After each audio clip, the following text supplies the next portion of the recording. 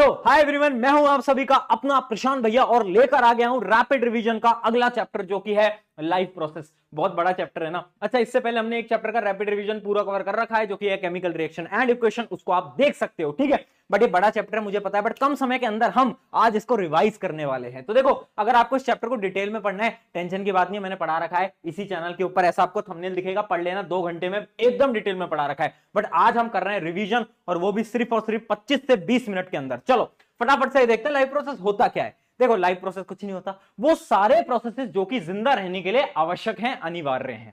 सारे प्रोसेसेस जो हमें जिंदा रख पाते हैं। जैसे कि कौन कौन से 4 प्रोसेसेस हमें इस चैप्टर के अंदर पढ़ने हैं? Nutrition, respiration, transportation, excretion. एक एक करके पढ़ते हैं। सबसे पहले न्यूट्रिशन भैया को उठा लेते हैं और इसको डिटेल में समझते हैं। चलो, पहली बात आती है न्यूट्रिशन होता क्या है। क्या है भैया न्यूट्रिशन? समझा देता हूं।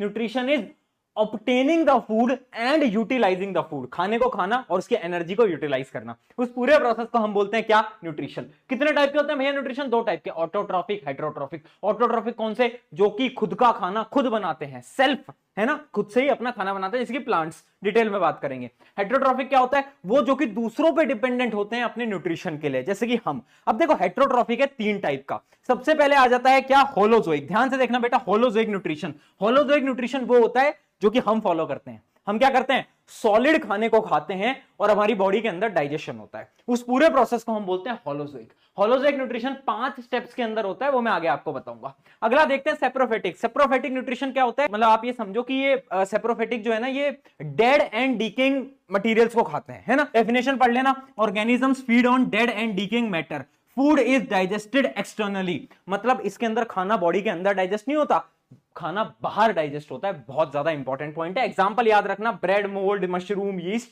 वगैरह वगैरह, ठीक है। उसके अलावा है पैरासिटिक। पैरासिटिक, बालों में जू लगी है, जू, वही होता है भाई पैरासाइट, है ना। तो पैरासिटिक न्यूट्रिशन वो होता है organisms derive nutrition from plants और एनिमल विदाउट किलिंग देम। मतलब वो एक होस्ट के ऊपर होते हैं और उस होस्ट से खाने को लेते हैं और उस होस्ट को मारते नहीं है, ठीक है। जैसे जू हमारे बालों में लग जाती है तो हमसे ब्लड लेती रहती है बट हमें मारती नहीं है, वही सेम, ठीक है। तो इसके क्या होते हैं एग्जांपल याद रखेंगे, जो कि है टेपवर्म, लाइस। ये एग्जांपल आप इसके याद रखोगे। 3 टाइप के हो गए, समझ आ गया, क्लियर है। आगे बढ़ते हैं, चलिए। तो आपका बेसिकली हेटेरोट्रॉफिक के अंदर तो इतना ही है, बट ऑटोट्रॉफिक आपको पढ़ना पड़ेगा, क्योंकि ऑटोट्रॉफिक प्लांट्स करते हैं। कैसे करते हैं? फोटोसिंथेसिस। भैया बचपन से पढ़ते आ रहे हैं फोटोसिंथेसिस। अच्छा, ये रिएक्शन बचपन से देखते आ रहे हो? ये वाली रिएक्शन बिल्कुल देखते आ रहे हैं भैया। क्या होता था इस रिएक्शन के अंदर? कार्बन डाइऑक्साइड, पानी, क्लोरोफिल और सनलाइट की मदद से क्या बनता था? ग्लूकोज और ऑक्सीजन और वाटर। याद है ना? रिएक्शन ऑफ फोटोसिंथेसिस बहुत ज्यादा इंपॉर्टेंट है। ये बैलेंस आपको जो इक्वेशन है ये आपको याद रखनी है। अच्छा, एक चीज याद रखना, बहुत इंपॉर्टेंट पॉइंट बता रहा हूं, जो एनर्जी होती है ना, प्लांट्स जो होते हैं ना, अपनी एनर्जी को वो पता है कैसे स्टोर करके रखते हैं? वो स्टार्च के फॉर्म में स्टोर करते हैं।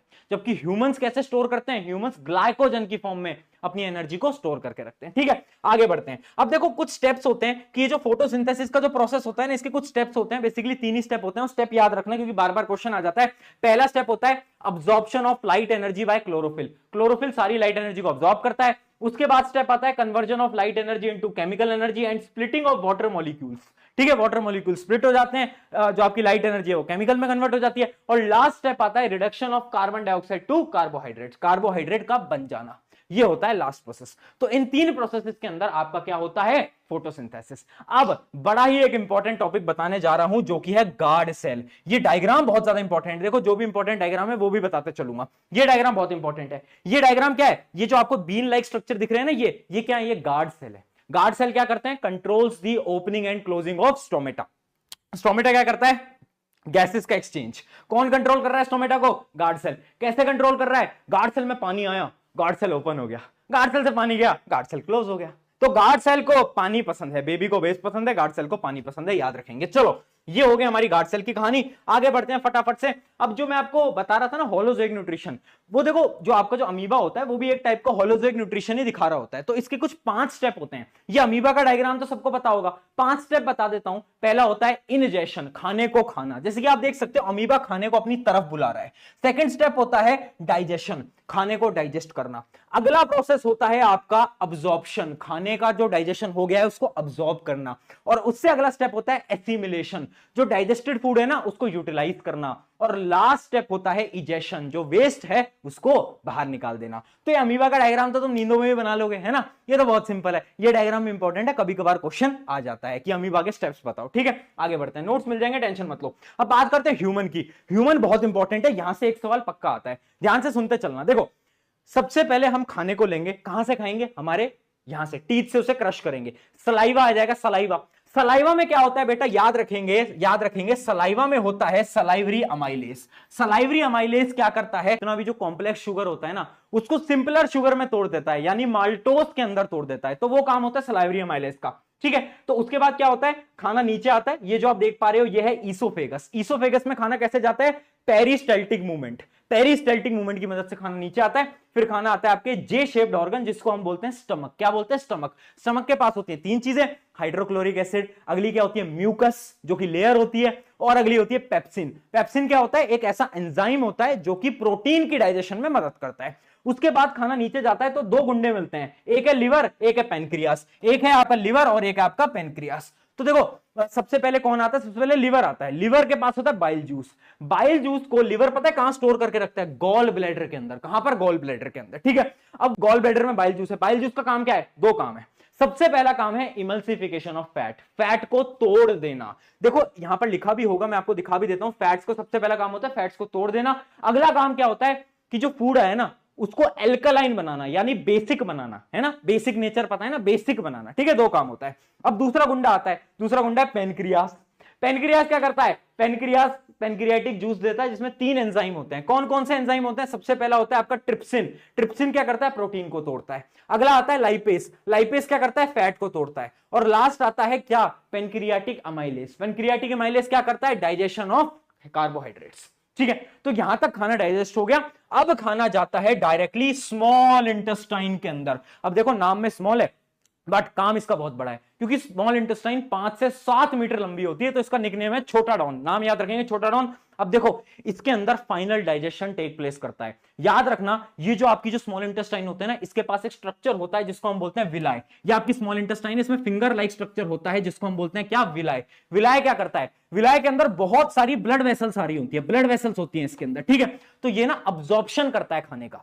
जैसे ही खाना आया, डाइजेस्टेड खाना आया, विलाय के पास आया, विलाय के अंदर क्या है, ब्लड वेसल्स है, तो विलाय क्या करता है, डाइजेस्टेड फूड को ब्लड्स के अंदर अब्सॉर्ब कर लेता है। तो यानी अब्सॉर्प्शन का काम किसका है, स्मॉल इंटेस्टाइन का। अब खाना उसके बाद जाता है ये लार्ज इंटेस्टाइन में। लार्ज इंटेस्टाइन क्या करता है, जितना भी पानी है उसको खींच लेता है, और जो वेस्ट है वो एनएस की मदद से बाहर आप एक्सक्रीट कर देते हो। ये पूरा का पूरा हो गया ह्यूमन न्यूट्रिशन।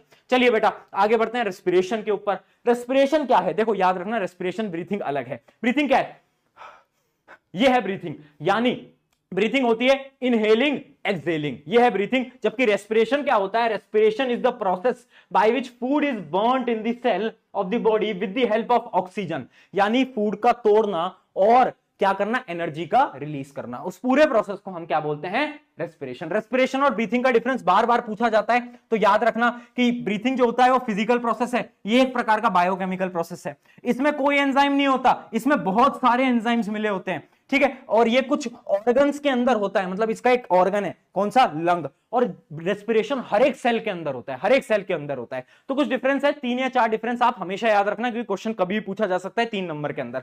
आगे बढ़ते हैं। अब देखो रेस्पिरेशन होता है 2 टाइप का, एक होता है एरोबिक, एक होता है एनारोबिक। एरोबिक क्या होता है, एरोबिक होता है जहां पर ऑक्सीजन है, एनारोबिक जहां पर ऑक्सीजन नहीं है। एक टेबल दिखाता हूं, उसकी मदद से समझ आएगा। देखो ये टेबल बहुत इंपॉर्टेंट है बेटा। हमारे पास था ग्लूकोज, ग्लूकोज जाता है साइटोप्लाज्म में, साइटोप्लाज्म में ग्लूकोज टूट जाता है किसके अंदर, पाइरूवेट के अंदर। ठीक है, अब पाइरूवेट के पास 3 रास्ते होते हैं। एक रास्ता जहां पर ऑक्सीजन है, प्रेजेंस ऑफ ऑक्सीजन, अगर पाइरूवेट को ऑक्सीजन मिलता है तो खुश हो जाता है, तो वो क्या करता है, एरोबिक रेस्पिरेशन करता है। और याद रखना एरोबिक रेस्पिरेशन में हमेशा कार्बन डाइऑक्साइड, वाटर और एनर्जी बनता है।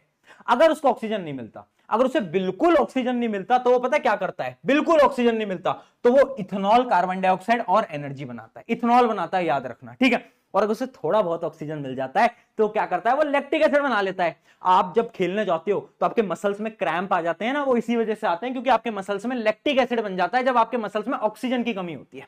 ठीक है, तो ये टेबल बहुत इंपॉर्टेंट है, याद रखना, क्वेश्चन पक्का आएगा। जो पढ़ा रहा हूं, अगर कल परसों में पेपर है तो यहीं से आने वाला है, शर्त लगा लो। आ जाओ आगे बढ़ते हैं। अब इस पूरे के पूरे डायग्राम को देखना, बहुत इंपॉर्टेंट डायग्राम है। देखना इसमें आप सारी चीजों को याद रखना, मैं आपको क्या समझाने वाला हूं देखते चलो। हम सांस कहां से लेते हैं? नाक से लेते हैं और मुंह से भी ले सकते हैं, ठीक है। तो स्टार्टिंग में होता है हमारा नेजल पैसेज।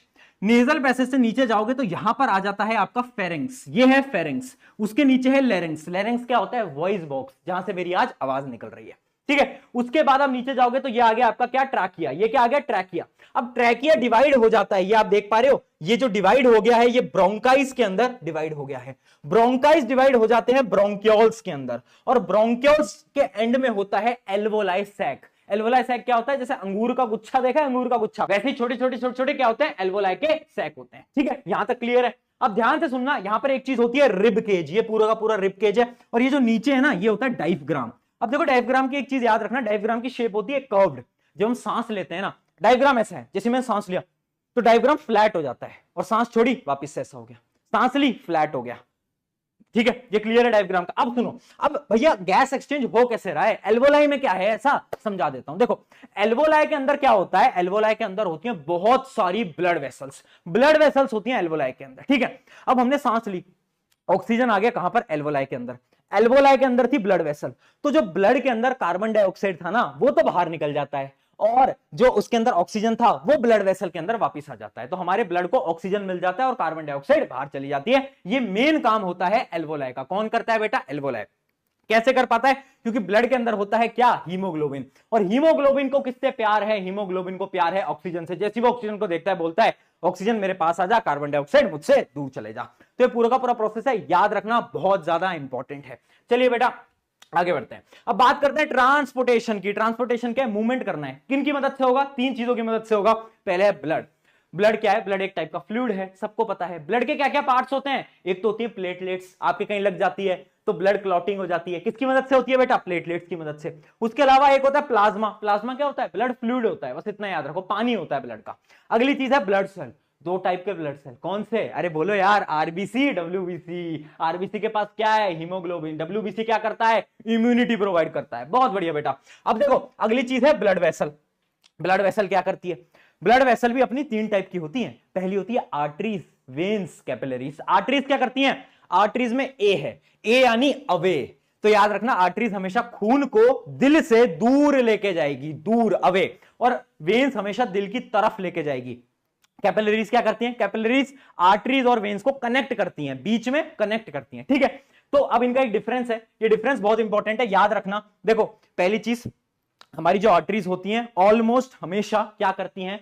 आर्टरीज हमेशा ऑक्सीजनेटेड ब्लड को कैरी करती हैं, बट केवल एक ऐसी आर्टरी है जो कि डीऑक्सीजनेटेड ब्लड को कैरी करती है, जिसको हम बोलते हैं पल्मोनरी आर्टरीज।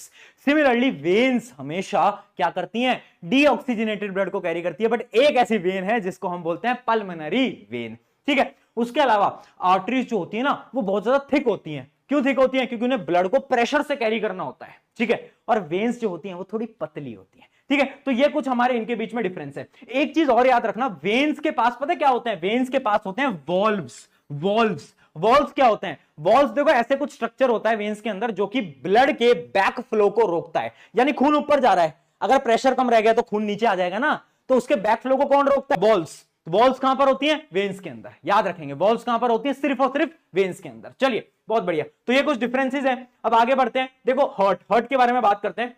अब देखो हार्ट जो है वो बहुत ज्यादा इंपॉर्टेंट है। क्यों? क्योंकि हार्ट का काम है ब्लड का पंप, है ना। तो जो आशिक लोग बोलते हैं हमारा दिल टूट गया, तुम्हारा दिल नहीं टूटा। अगर दिल टूट जाता तो ब्लड पंप नहीं होता मूर्खो। तो याद रखना कि दिल का काम क्या होता है? ब्लड का पंप करना। बहुत इंपॉर्टेंट चीज मैं बताने वाला हूं, प्लांट के ऊपर बाद में आऊंगा। सबसे पहले मैं आपको दिल समझा देता हूं, ये बहुत इंपॉर्टेंट चीज है, ध्यान से समझना। ये diagram one of the most important diagram है बेटा, याद करना पड़ेगा। देखो मैं आसान तरीके से समझा देता हूं। अपने दिल के होते हैं 4 चेंबर, ठीक है। पहले तो लेफ्ट और राइट, अपर और बॉटम, ठीक है। तो राइट क्या? एट्रियम, ऊपर वाले को right ventricle. Left atrium, left ventricle. Atrium की जगह ऑरिकल भी बोल सकते हैं बेटा, टेंशन की बात नहीं है, ठीक है। एट्रियम में ऑरिकल एक ही बात होती है। अब देखो ये आपका लंग है। लंग ने क्या करा था? याद करो, एल्वोलाई ने करा था ब्लड को साफ, यानी ब्लड को ऑक्सीजन दिया था। अब अच्छा सुंदर सुंदर ऑक्सीजन वाला ब्लड मेरे पास आया। यहां से मेरे पास एकदम ऑक्सीजनेटेड ब्लड आया, यहां से मेरे पास ऑक्सीजनेटेड ब्लड आया। कौन लेकर आया? कौन लेकर आया? पल्मोनरी वेन लेकर आया। पल्मोनरी वेन लेकर आया। यहां पर आया लेफ्ट एट्रियम में, लेफ्ट एट्रियम से गया लेफ्ट वेंट्रिकल में, लेफ्ट वेंट्रिकल से कहां गया? लेफ्ट वेंट्रिकल से गया पूरी बॉडी के अंदर। कौन लेके जाएगा? बोलो यार, आर्टरी लेके जाएगी। कौन सी आर्टरी लेके जाएगी? आयोटा। नाम याद रखना बेटा, सबसे बड़ी आर्टरी होती है हमारी बॉडी की आयोटा। ठीक है, आयोटा कहां पर लेके? बॉडी के पास। अब बॉडी ने उस खून को डीऑक्सीजनेटेड बना दिया, कार्बन डाइऑक्साइड दे दी, तो वापस से अब खून आएगा कहां पर? दिल में। दिल में कौन लेकर आएगा? कौन सी वेन लेकर आएगी? मैं बता देता हूं, उस वेन का नाम होता है वीना कावा। वीना कावा वापस लेकर आती है कहां पर? Right atrium. राइट एट्रियम से राइट वेंट्रिकल, राइट वेंट्रिकल से वापस से खून जाता है कहां पर? लंग में। कौन लेकर जाएगा? अब की बार लेकर जाएगी पल्मोनरी आर्टरी। कौन? Pulmonary artery. याद रहेगा, ये पूरा का पूरा प्रोसीजर है, ये बहुत इंपॉर्टेंट साइकिल है, इसे याद रखनी है। अब एक दो चीजें याद रखना, देखो ये जो एट्रियम है ना, एट्रियम, ये आप देख पा रहे हो, एट्रियम या फिर ऑरिकल, इनकी जो वॉल होती है ना, ये थोड़ी थिन होती है, और वेंट्रिकल की वॉल थिक होती है। ऐसा क्यों? क्योंकि जो वेंट्रिकल होता है ना, उसे ब्लड को क्या करना है? पंप करना है, जोरदार तरीके से पंप करना है। इस वजह से इनकी जो वॉल्स होती हैं वो थिक होती हैं। जैसे कि आप इस डायग्राम में भी देख पा रहे हो, नीचे से क्या है? थिक है। ठीक है, इनके बीच में क्या होता है? इसको हम बोलते हैं सेप्टम। क्या बोलते हैं? इसको हम बोलते हैं सेप्टम। ठीक है, तो डायग्राम बेटा बहुत ज्यादा इंपॉर्टेंट है। आई होप आपको इसकी पूरी की पूरी वर्किंग जो है वो समझ में आ गई होगी। अब एक चीज और समझना कि देखो, हमारे हार्ट मतलब हमारी बॉडी के अंदर ना डबल सर्कुलेशन होता है, यानी जो खून है वो दिल में 2 बार जाता है। कैसे जाता है? सबसे पहले तो लंग से दिल में गया और दिल से लंग में गया, तो एक साइकिल तो ये हो गई। ठीक है, और दूसरी साइकिल क्या है? दिल से बॉडी में गया, बॉडी से दिल में गया, दूसरी साइकिल ये हो गई। ठीक है, तो 2 साइकिल होती है। इसको हम बोलते हैं क्या? पल्मोनरी सर्किट, और इसको हम बोलते हैं सिस्टमिक सर्किट। क्या बोलते हैं? Systemic circuit. ठीक है, तो ये चीज बड़ी इंपॉर्टेंट थी। अब सवाल ये आता है कि भैया डबल सर्कुलेशन की जरूरत क्या है? What is the need? बार बार पेपर के अंदर आता है, तो याद रखना, देखो, chambers in the heart is to prevent mixing of oxygenated and deoxygenated blood. हमारे चैम्बर बनाए जा रहे हैं, है ना, और हमारा डबल सर्कुलेशन हो रहा है। क्यों हो रहा है? ताकि एक तो खून मिक्स ना हो, और जब खून मिक्स नहीं होगा ना, तो हम ज्यादा एफिशिएंटली ब्लड को पंप कर पाएंगे। ज्यादा एफिशिएंटली ब्लड को पंप कर पाएंगे तो एनर्जी बहुत ज्यादा होगी। इस वजह से हमारे अंदर डबल सर्कुलेशन होता है और 4 चैम्बर्स होते हैं। इस बात को आप याद रखेंगे। ठीक है, तो ये हो गया हमारा ह्यूमन का यहां पर खत्म। अब वापस से आते हैं हमारे प्लांट के ऊपर कि प्लांट में भैया ट्रांसपोर्टेशन कैसे होता है, तो आपने बताया नहीं। तो देखो, ट्रांसपोर्टेशन इन प्लांट कैसे होता है? 2 चीजें होती हैं बस, जाइलम फ्लोएम, बचपन में पढ़ा है। जाइलम क्या करता है? अरे बोलो यार, टिश्यू चैप्टर में पढ़ा था। जाइलम क्या करता है? जाइलम करता है वाटर मिनरल्स को ट्रांसपोर्ट। फ्लोएम क्या करता है? फूड को ट्रांसपोर्ट करता है। अब देखो, प्लांट में पानी कहां से जाएगा? रूट से ऊपर जाएगा। तो यानी जाइलम जो होता है वो क्या करता है? यूनिडायरेक्शनल, एक ही डायरेक्शन में फ्लो करता है।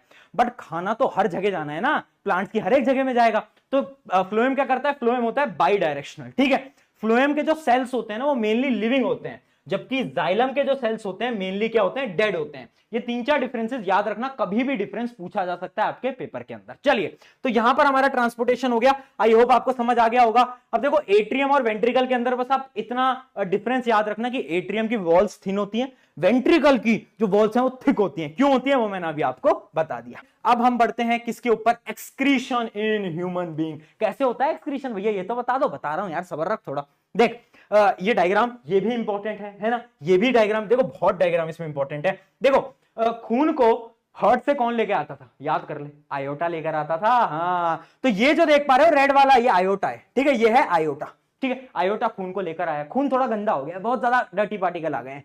अब यहां पर आयोटा 2 भागों में डिवाइड हो जाता है, और वो बन जाती है, उनका नाम बन जाता है रीनल आर्टरी। तो ये लेफ्ट है, ये है लेफ्ट रीनल आर्टरी, ये है राइट रीनल आर्टरी। और ये जो आप बीन लाइक सब्सटेंस देख रहे हो, इसको हम बोलते हैं किडनी। ठीक है, अब खून क्या? किडनी के अंदर। किडनी खून को फिल्टर करेगी। कैसे करेगी बताऊंगा। फिल्टर करने के बाद अब क्या होगा? आपका जो बेकार जो बचा हुआ खून है, जो एकदम गंदा हो चुका है, डर्टी पार्टिकल्स हैं, वो कहां पर आएंगे? यूरेटर से आएंगे। यूरेटर से यूरिनरी ब्लैडर के अंदर स्टोर हो जाएंगे, यहां पर स्टोर हो जाएंगे। और जब यूरिनरी ब्लैडर भर जाएगा तो आप क्या करोगे? यूरेथ्रा की मदद से क्या करोगे? एक्सक्रीट कर दोगे, बाहर निकाल दोगे। ठीक है, ये क्लियर है। और जो खून साफ हो चुका है, वो खून वापस से, ये जो आप देख पा रहे हो ब्लू वाली, इससे हम ऊपर ले जाते हैं खून को वापस। ये पूरा का पूरा आपका प्रोसेस होता है किसका? एक्सक्रीशन का। आई होप ये आपको यहां तक क्लियर है। बट सवाल आपके मन में अभी भी वही चल रहा है कि भैया किडनी में ऐसा क्या है? क्योंकि सवाल यही तो आता है, किडनी में क्या है? किडनी में नेफ्रॉन। नेफ्रॉन क्या होता है? Nephron is the functional unit of the kidney. जो भी काम कर रहा है ना, वो नेफ्रॉन कर रहा है। मिलियंस में नेफ्रॉन होते हैं किडनी के अंदर। अब नेफ्रॉन बहुत कॉम्प्लिकेटेड टॉपिक है, 5 मिनट में ध्यान से समझ लो। देखो, ऐसा कुछ डायग्राम होता है, मुझे पता है डायग्राम याद करना मुश्किल है, बोर्ड एग्जाम के अंदर पूछा भी नहीं जाता, बट फिर भी क्योंकि सिलेबस में है तो याद कर सकते हो। देखो, जैसे ही ब्लड आता है, ये गंदा खून है, जैसे ही ब्लड आता है तो ये स्वागत करता है किससे, ये स्वागत करता है कैप्सूल, देख पा रहे, उसको हम बोलते हैं बोमन कैप्सूल, ठीक है। यहां पर होता है फिल्ट्रेशन, जिसको हम बोलते हैं ग्लोमेरुलर फिल्ट्रेशन। जितना भी डर्ट पार्टिकल है, जितना भी गंदा पार्टिकल है, नाइट्रोजनस वेस्ट है, वो सब खींच लिया जाता है और ब्लड को वापस भेज दिया जाता है। बट ब्लड को याद आता है कि यार इसने तो मेरे सारे अच्छे पार्टिकल्स भी खींच लिए, जैसे कि पानी, ग्लूकोज, तो ब्लड वापस आता है और क्या करता है, इससे वापस से मांगता है कि मुझे अपने पार्टिकल वापस कर। तो यहां पर होता है सेलेक्टिव रीअब्जॉर्प्शन। क्या होता है, सेलेक्टिव रीअब्जॉर्प्शन। खून के पास वापस से पार्टिकल्स आ जाते हैं जो इंपॉर्टेंट होते हैं, और खून फिर क्या करता है, वापस चला जाता है और जितना भी वेस्ट पार्टिकल है वो यहां पर आ जाता है, कलेक्टिंग डक्ट के अंदर आ जाता है। तो 3 स्टेप होते हैं। अब इन 3 स्टेप के आप हेडिंग्स याद रखना, लिख आप खुद आ सकते हो।